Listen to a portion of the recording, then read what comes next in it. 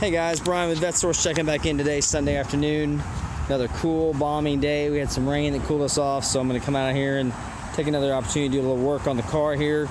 Today I'm going to work on our 92 convertible long-term Corvette project that we get rolling back and forth, but I still am kind of playing with, kind of tinkering with while I mess with the other stuff we're doing. So that's just the nature of dealing with multiple cars at once. So what I'm going to do today is install this door panel back again on this car. I had it off temporarily, which you can kind of see with the panels off.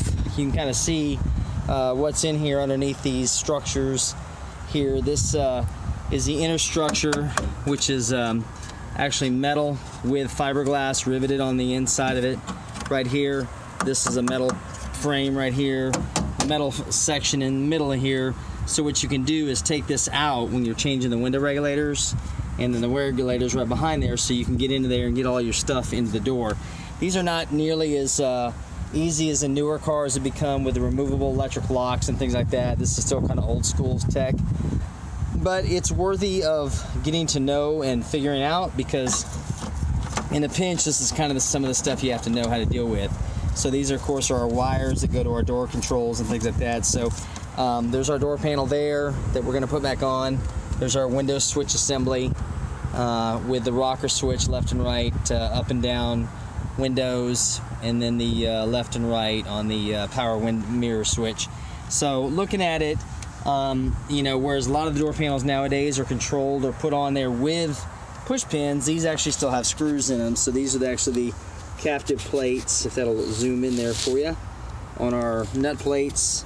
And basically it just has screws that go all the way around the perimeter of the door to the back side to keep that in.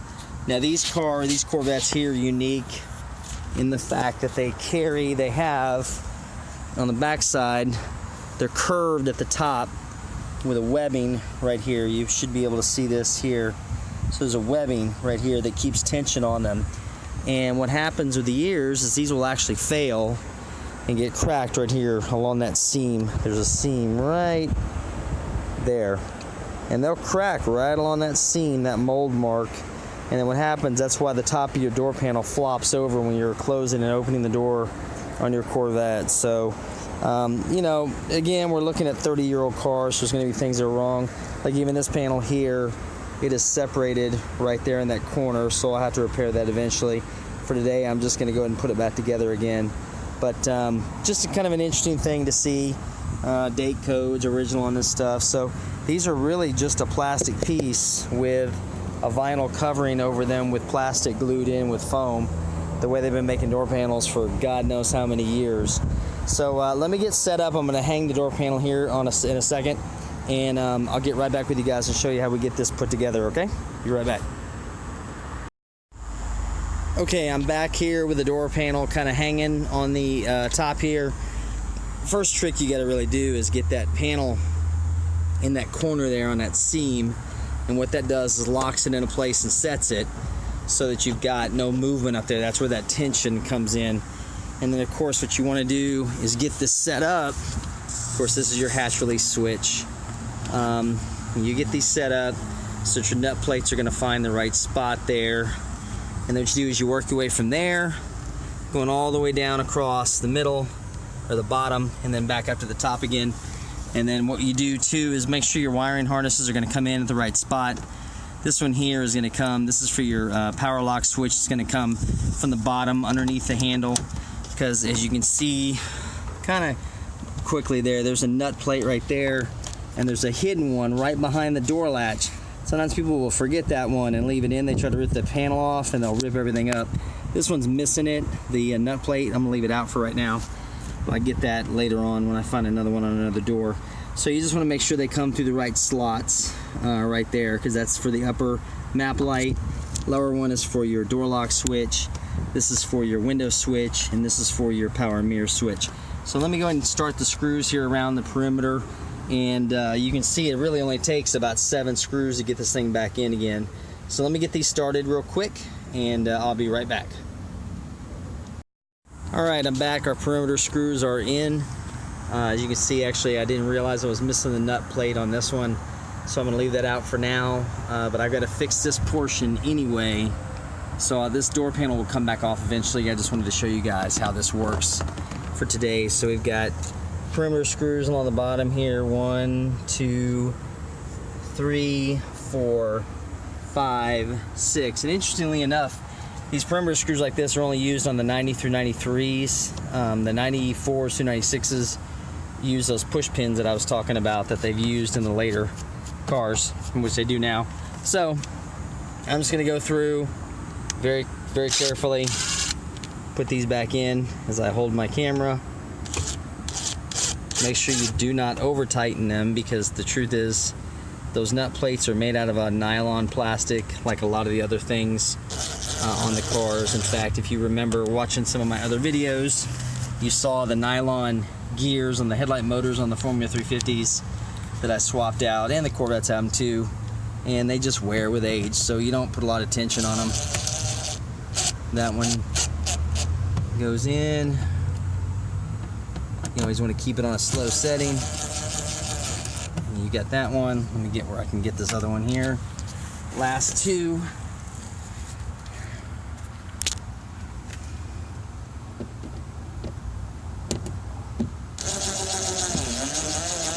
That one's not going in like I like, but it'll go for now. And that one's tight. Okay, so these are in, they're holding, they're doing what they're supposed to do right now, which is keeping the door secure. So we're gonna go with that now. Now, the next thing you'll wanna go ahead and put in there, you got two other bezels that come in here. You've got this one here, the lock trim bezel, and then the switch assembly bezel. You can kind of put either one in that you like first. I prefer just to put this one in first so I get it out of the way. One of the tricks too about this one is one of those bolts is hidden behind this map light pocket, or map pocket light I should say, or interior light, and you gotta kind of pry that out of there from the top so you don't break it, and pull out and away.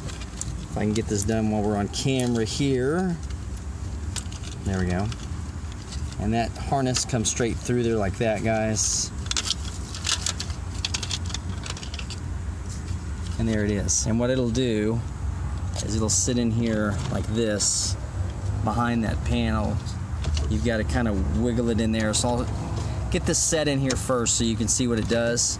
Give me a second to get it set and I'll get back on camera so you can see what it looks like while it's in there. Hang on just tight. Alright, we're back with our lock bezels started and kind of positioned in here. So right now I've got two screws that need to go in there. So I'm going to get that one started as well. I got the other one back there, that little tricky one right there behind that. Got that started already. So let me get these in here. So I can do this one-handed again and pull that one back. Try not to hit my off button this time. Get the camera out of the way. This is why I need something different. And that one's not going to go, so I'll have to get that one manually. At least I can get this one here. So we'll get this one in. Out of the way.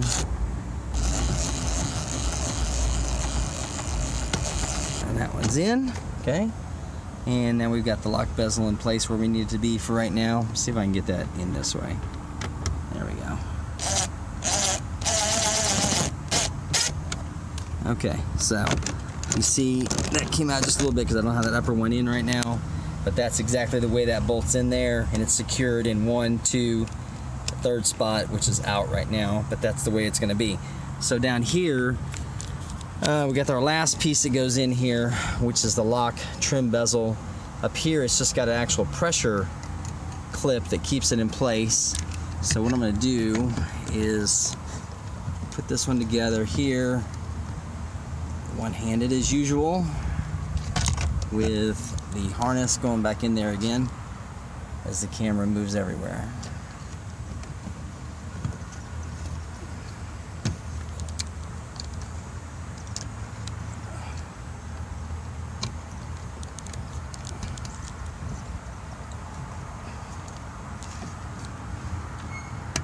There's that one. Probably would have been easier if I tried it this way. With the camera. And we got this one that's gonna have to go this way. Go here. Good Lord, guys, if I'd known I was gonna waste this much time with this, I would have turned the camera back off. All right, that one's in. I think. There we go. All right. So the way this goes in here is in from the top first with the pressure clips. If they'll cooperate with me.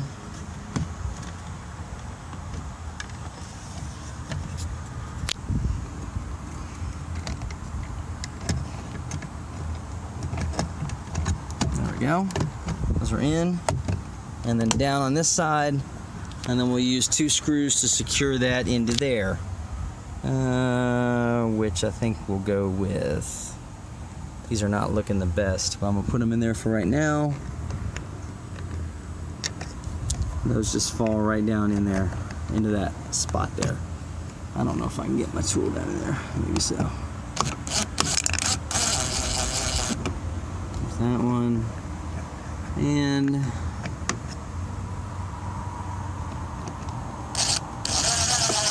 there's that one. Okay, and I'll have to redo that one in a second. But that is the door panel in a nutshell. So you basically got those screws to come in and out, minus a few superficial scratches, but that's how it's done, my friends. So if you're working on your Corvette and are trying to figure out how to get these pesky panels off here, got damage to the panels, kind of look and see what I did here. That's the basic process. If you got any questions about it or like the video, like to hear some more about what I'm doing here, just let me know down in the comment section below, or feel free to chime in if you've attempted this little bit of torture device for an afternoon, and we'll go from there. But thanks again, guys, for checking in. I'll probably be back tomorrow with some more goodies I've got working on. I've got a few more parts I got to strip off of another Corvette, a front bumper and a rear bumper assembly and antenna and stuff. So I'll be checking back in then, and we'll see you next time. Thanks, guys, for watching again.